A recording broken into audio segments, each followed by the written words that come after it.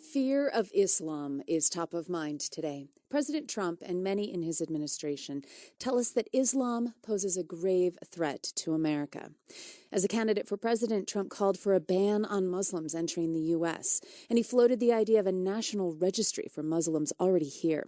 His executive order, which the courts have temporarily blocked, aims to ban travel from 7 Middle Eastern countries that are majority Muslim because Trump says we need extreme vetting to keep out radical Islamic terrorists.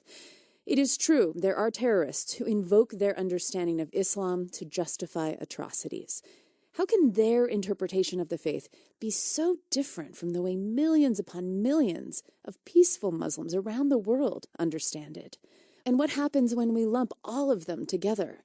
For some insight, I am joined in studio by Safi Kaskas. He's a business consultant and senior researcher in Islam and multi-faith reconciliation at the Center for World Religions, Diplomacy, and Conflict Resolution at George Mason University.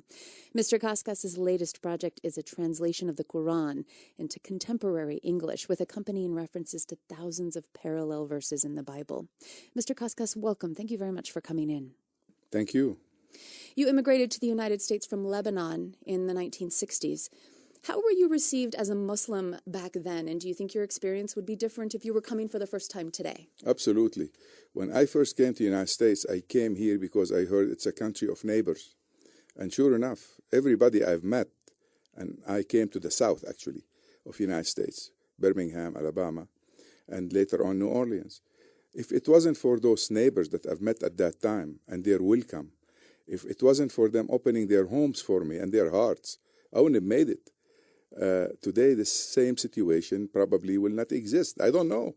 And I'm worried about the direction the country is taking. What do you mean you wouldn't have made it? What did they do for you? They made life much easier for me. They made me feel at home. They adopted me. They cooked for me. They invited me to their home and to their hearts. I mean, the pressure of being alone here, of being a new immigrant, did not exist because I felt welcome.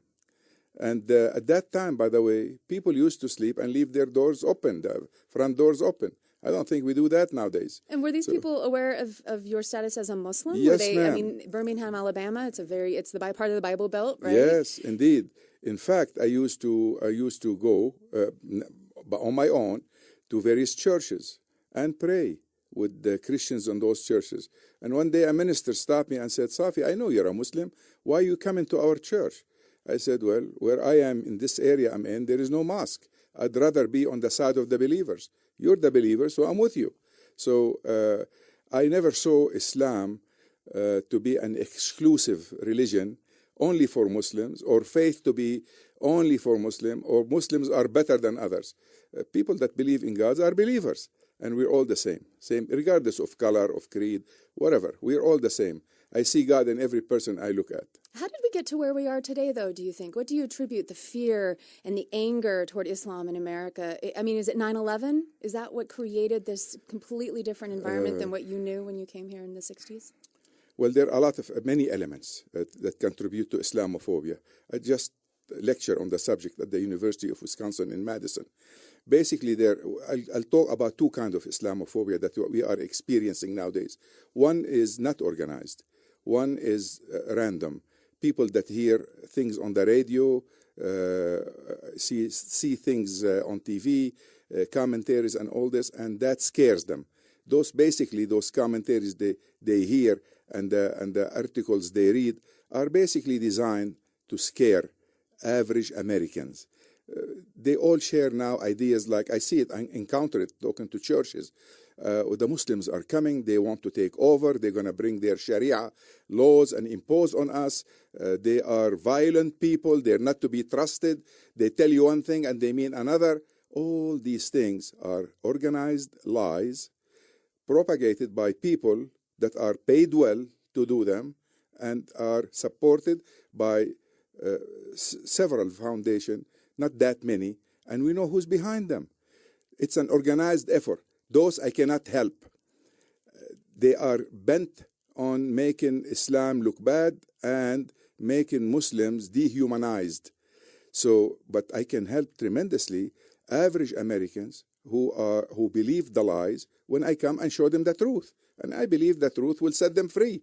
So that's why I go from one city to the other, talking about what my understanding of Islam, the way I grew as a Muslim, the place I was raised in, my family, my neighbors. We didn't have anything to scare anybody with. We lived as normal people who believe in God. I used to go to church even in Lebanon when I was there. So, I mean, what we see today is not the way we are as Muslims. Why do you think, Dr. Kaskas, though, that these efforts, because there have been many efforts, like the one you've described since 9/11, Yes, efforts of outreach and interfaith understanding, mosques in many cities I've lived in the last 15 years have opened their doors on a regular basis, invited people to come in, sponsoring church activities together for Christians and Muslims and members of various faiths to get together and to understand each other. And yet we still have a situation where it's okay for the President of the United States in 2017 to demonize an entire religion as being out to get us. Yes.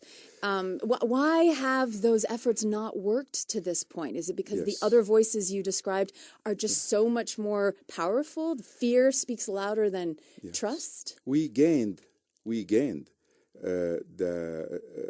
enlightenment and recognition of thousands of average Americans that were misled, and through the efforts you're talking about, whether it's interfaith, whether know your Muslim neighbor, have dinner with your Muslim neighbor, all these efforts paid very well. And they united the Muslims in the United States to a great degree. But we are not facing here a group of people, 10 or 12 people, that woke up one day and decided, let's demonize Muslims. Those 10 or 12 people coordinate their effort. They know exactly what they're doing. They're well funded, and they go about talking on national TVs in the United States and throughout now in Europe even. And they have many people that repeat what they hear from them. That concentrated effort, it's very hard to encounter with personal efforts like the one I'm engaged in, or many of my Muslim colleagues are engaged in. You see what you're doing right now, giving me a chance for my voice to be heard. This is what we need, but multiply by 1,000 times. So the voice can be replying to all these lies. We don't have enough people to do it. We don't have enough radio stations that are willing to lend us a platform. This is the problem. What do you say, though, to individuals who say, well, I know Muslims in my community who are great. They're lovely. They contribute to society. I don't feel threatened by them. But they're not the Muslims I'm worried about. Yeah. It's the ISIS Muslims. Yes. It's the ones who want to get here and do bad things for us. And how are we supposed to know the difference if they're all under the Islam umbrella? Is there a way to be able to decipher between the two? First of all, we're not against the law enforcement agencies to make sure that we are secure and safe inside the United States. This is not the problem. The problem is in the generalization and the condemnation of millions of Americans that come from different nationalities, different countries of origin. They cannot be all the same. You cannot demonize all of them and not be called racist or bigot, That's the problem. Now, the ISIS problem is something that we all need to worry about. They have nothing to do with Islam. I don't appreciate anything they're doing. As a matter of fact, I condemn them in public every chance I have.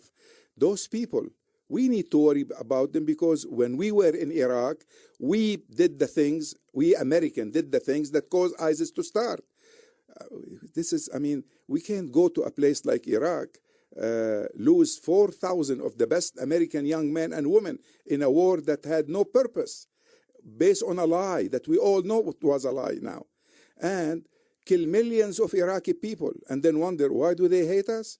Well, we're not nice to them. That's why they hate us. If we had a Marshall Plan after the war was over for Iraq, for instance, and try to rebuild it, maybe they will see that we made a mistake and now we're trying to make up for it. But we didn't even do that. So we have a lot to do in order to protect ourselves, not just preventing refugees from coming in, but also making sure the mess we're making around the world is taken care of. Do you think that by demonizing all Muslims or talking about keeping Muslims out of America until we can vet them in serious ways, this kind of talk that you've been mentioning, that actually makes the mess worse? I mean, what are the consequences, do you think, of this kind of yes, talk? the first consequence is we're helping ISIS. We're giving ISIS a weapon to use to recruit young Muslims overseas. We're telling ISIS that we hate Muslims, all Muslims in the United States. And now they can go and tell those young men, you see, United States hate you. And the only way out is to come and join us. We don't want to be helping ISIS. We want to be fighting them. You don't fight them by being ugly to innocent Muslims. You need to be kind. You need to be kind to everybody. You know, I mean, you can't claim to be a Jesus followers and at the same time do the things you're doing. You can't have your cake and eat it too. You either be kind to poor people that need your help, or you want to go and fight them and force people to become Christians. You can't have both. No, we are saying we're American citizens. We're protected by the Constitution. And this is not a gift given to us. It's something we earned. I'm a bicentennial citizen. I became a citizen here at the bicentennial celebration of United States birth, and I earned my rights. I want to be here. I will fight anybody that will touch my constitutional rights because I earned them. The Constitution for me is as holy as my holy book. Before we talk about your holy book and the translation that you've done, which is an important part of your effort, Safi Kaskas, I do want to ask you mentioned your right to religious freedom and how important it is for you to be able to worship in your faith. It seems to me as though sometimes when people talk about Islam, they're not really talking about it like a religion. They're not really thinking about Islam as a religion in the same vein as they think about Christianity or Judaism as a religion. It's talked about more as a political ideology, more as a worldview or a culture. And in that way, it's maybe easier to say it's unacceptable and we don't support it, because it's okay to not support certain ideologies. It's not okay to limit somebody's religious freedom in the United States. Do you see that as potentially one way that that this discrimination against Muslims is perpetuating in the United States? Yes, actually, Muslims around the world are 1,600,000,000, and they cannot all have the same ideas about what their religion is. I'm sure there are some people, if you look hard enough, you can find some people that identify themselves like they're identified here by the Islamophobes. But let me tell you about my Islam. I came to this country because there is a constitution here. I thought my freedom of religion will be guaranteed. My freedom of thoughts will be guaranteed. My right to express myself freely will be guaranteed. So this is what I believe in. I believe there is a creator. And that creator created all kind of beautiful things for me on this earth, and he deserves that I worship him. This is my religion. I don't want to touch the Constitution. I wouldn't allow anybody to touch the Constitution. We don't want to take over the legal system by imposing Sharia on it. We're 1% of the population. How can we impose our will on the 99%? Even women, when they had the Equal Right Amendment, couldn't change the Constitution to have equal right with men. They still don't have it. So how can little 1% Muslims impose their will on the whole American people? So it's an irrational fear? Absolutely irrational. There is no way it can be done. No way it can be done. What can be done, though, is for others to be nice to us and us be nice to them, so we can all live by the Constitution of the United States and appreciate all of us the freedom we have. I respect the way you worship God, and you should respect the way I worship God. This is the Islam I know. Anything else is a lie. Speaking with Safi Kaskas, who is a business consultant. He's CEO of a business consultancy based in Saudi Arabia. He is co-founder of the East-West University, and he's also a senior researcher in Islam and multi-faith reconciliation at the Center for World Religions, Diplomacy, and Conflict Resolution at George Mason University. He's on campus today as a guest at Brigham Young University. Now, I want to speak about the Quran that you have recently translated. You're a co-author of this new translation into contemporary English. It also includes parallel references to verses in the Bible that coincide with various teachings in the Quran. Yes. Why did you think that this ancient religious text needed another translation by you in 2017. Yes. Actually, there are about 212 translations to English that I'm aware of. But after 9/11, I started seeing people quoting so-called the Quran. And those quotes didn't ring a bell. They weren't like the Quran I was reading, and I didn't know where they were quoting from. So I decided to correct the situation. The Quran actually is only the Arabic Quran. Fortunately for us, we still have the Arabic original of the Quran. And anything else is a translation. A translation, by definition, is the understanding of the translator to the text.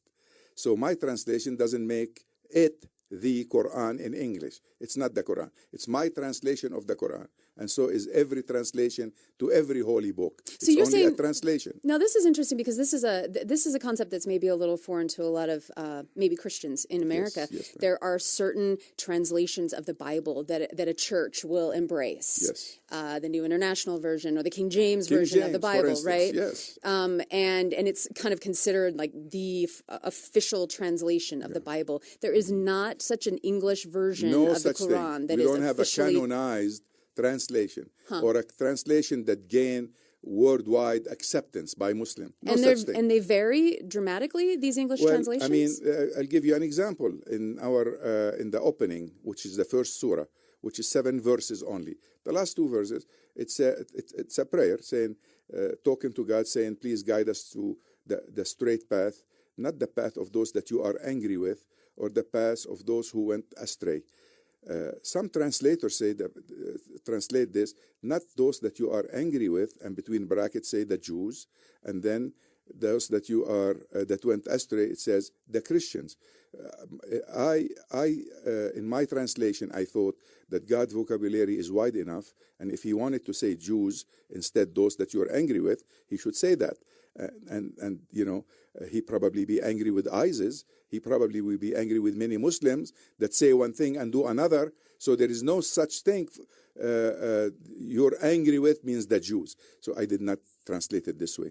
I didn't have those brackets added to add my own opinion to what I believe is the Word of God. Are you saying that there are that some translations of the Quran into English have perhaps perpetuated the Western view of Islam as a hostile faith, because you can open up an English translation and it will say in parentheses the Christians or the Jews or the people that have gone astray or that God is angry with? Yes. Let me mention something to you here. Anytime a religion become a state, it'll start deviate from its original message. That happened to the Christians under Constantine. When Constantine became a Christian, Christianity became a totally different religion. So it's no longer the religion of the meek and the weak and the orphans and the widows. It became the religion of the state. And you were not allowed to read any other books other than those that were canonized. And people had to hide whatever other gospels they have away so they won't go to jail. Now we have those gospels. It's called the Library of Nagah Hammadi. It was discovered in 1954 in Upper Egypt. About 150 gospels other than the 4 we have.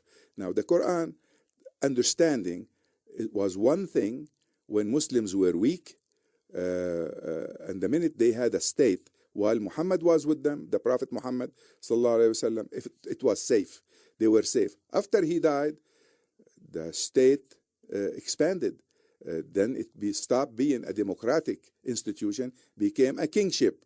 From that time on, power became the language. We became better than others. We are the conqueror of others. And that reflected in the translations. Of course, of the and the Quran. understanding of the whole thing. I don't see any room for this in the purity of the religion. What I translated is the Quran as I see it, as I understand it, not as the tradition translated or understand it or explain it. So I acted as if the Quran was revealed yesterday.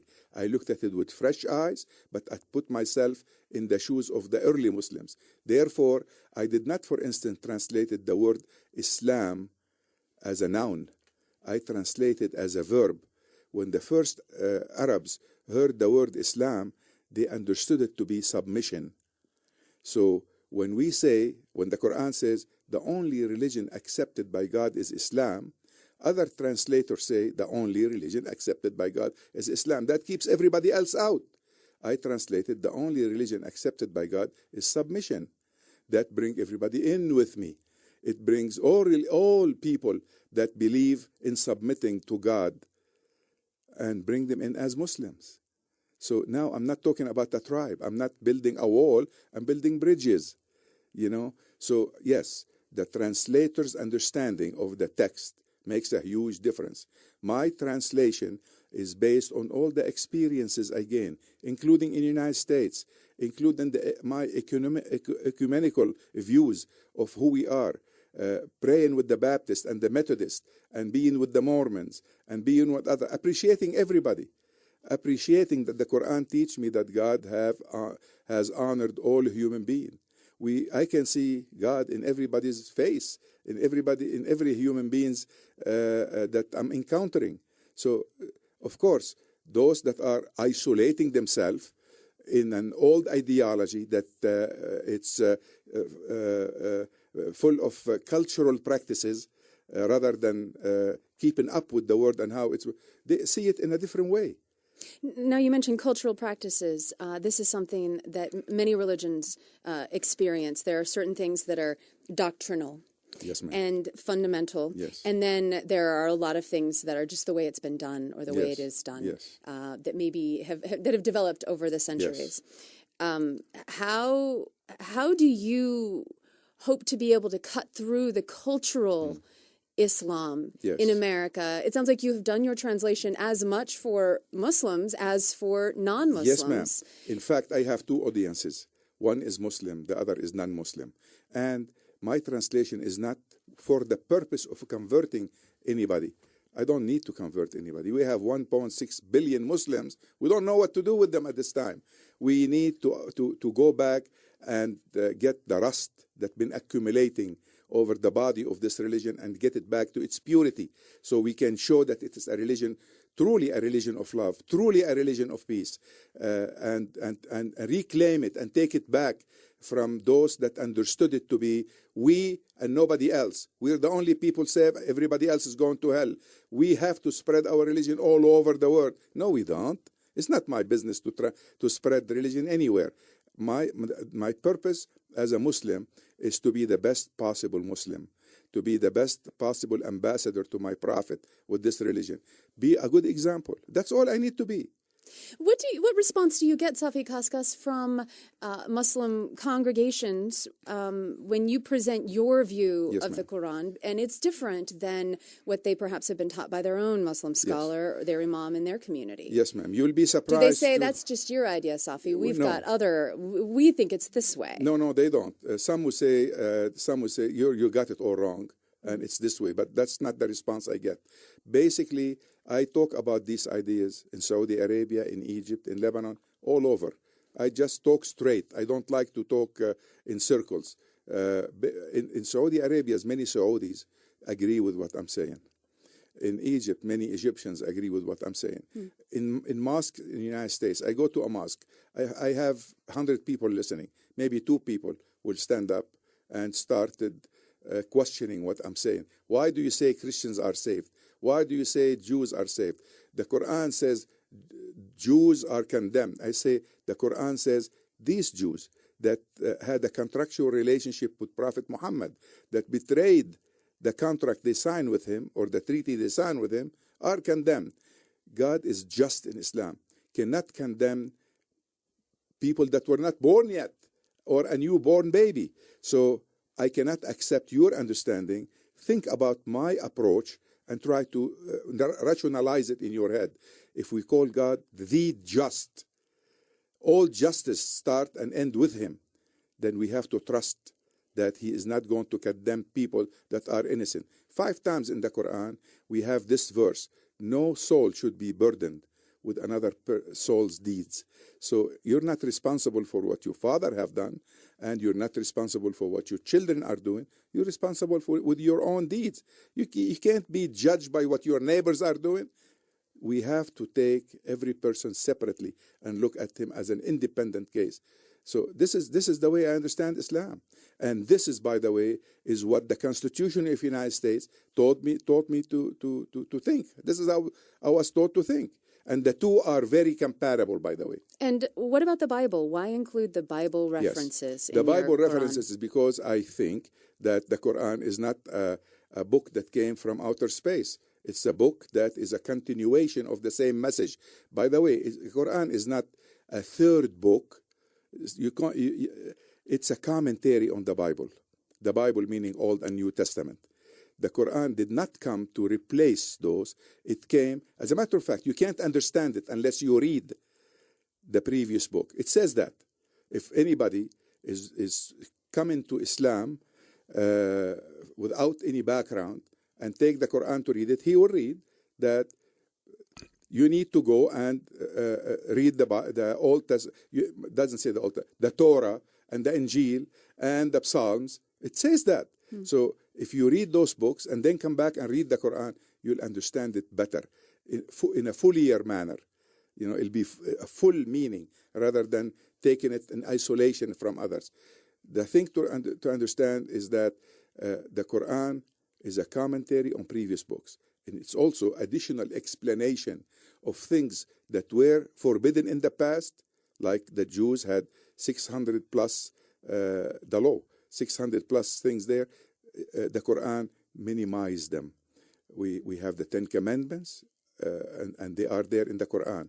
We have the virgin birth of Jesus Christ in the Quran. The Quran has a chapter called Mary after the mother of Jesus. She's the only woman named by name in the Quran. How does Islam see Jesus Christ? As a savior? As the Spirit and the Word of God. He came with the message God sent him with. His birth was a miracle. His life was full of miracles because he was full of the Spirit. And he ascended to heaven. He's still alive. And we were taught by Prophet Muhammad, when Jesus come back, follow him. That's what 1,600,000,000 Muslims will do if Jesus comes back. I was going to ask you finally, Safi Kaskas, to name one thing that you think Christians would be surprised to learn in reading the Quran, your translation. I think the thing you just mentioned right there is something that would surprise all Christians, that the Quran says that when Jesus returns, Muslims should follow him. Yes, as a matter of fact, it doesn't prevent me from following him today. Look, my practice of Islam is what's in the Quran, and what's in the Quran says, follow what Moses did, follow what Jesus did, and follow what I'm telling you to do. So Which is fundamentally to love one another. If we don't believe in Jesus, we can't call ourselves Muslims, period. Every Muslim has to be. If you go to Timbuktu today, which is a Muslim town, and ask anybody you see there, do you believe in Jesus Christ? He'll say, of course I do. I can't be a Muslim if I don't. Safi Kaskas is co-founder of the East-West University and a senior researcher in Islam and multi-faith reconciliation at the Center for World Religions, Diplomacy, and Conflict Resolution at George Mason University. Mr. Kaskas, thank you so much for coming in, and good luck with your work. Thank you. This is Top of Mind on BYU Radio. We'll be right back.